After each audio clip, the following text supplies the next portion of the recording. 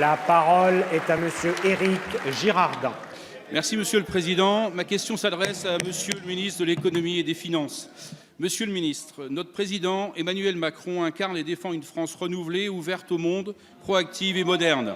Nos premières mesures adoptées au Parlement ont confirmé notre volonté de transformer notre pays, de relancer notre économie et de mieux accueillir les investisseurs. L'image de la France à l'étranger s'est nettement améliorée. Notre pays dispose d'atouts nombreux, parmi lesquels sa position stratégique au cœur de l'Europe, des compétences prisées avec des ingénieurs de grande qualité, une recherche performante, une productivité intéressante, une infrastructure de transport développée et un cadre de vie reconnu. Selon le rapport de Business France, les investissements étrangers en France en 2017 sont au plus haut depuis 2001. Nous sommes en seconde position en Europe derrière l'Allemagne.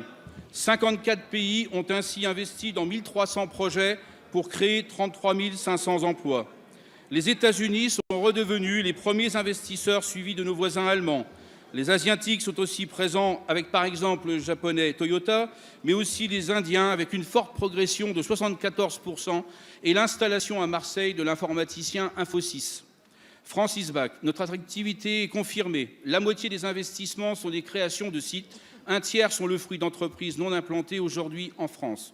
Le Grand Est, ma région, première région frontalière avec 760 km de frontières et 4 pays limitrophes, tire son épingle du jeu en concentrant 22% des investissements dans le domaine automobile, mais aussi dans le domaine de la chimie et des biotechnologies.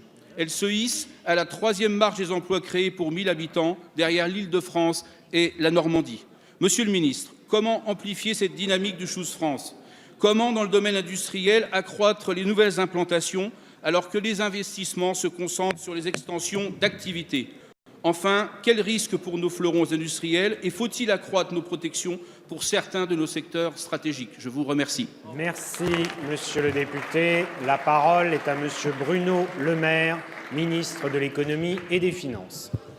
Monsieur le Président, Mesdames et Messieurs les députés, Monsieur le député Éric Girardin, 16% d'investissements étrangers en plus en 2017.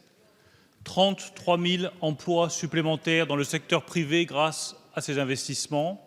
C'est le meilleur résultat depuis 10 ans. C'est la preuve que la France est de retour sur la scène économique internationale. Ces résultats sont d'abord le produit de la stratégie économique définie par le Président de la République et par le Premier ministre.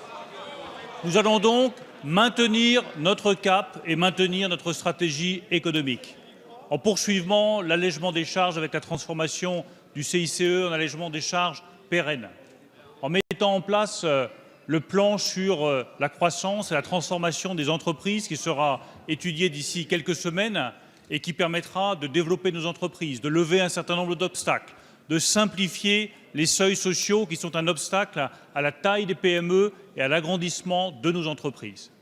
Nous allons également prendre toutes les dispositions nécessaires devant ces investissements de plus en plus nombreux pour protéger nos technologies les plus sensibles et protéger nos savoir-faire.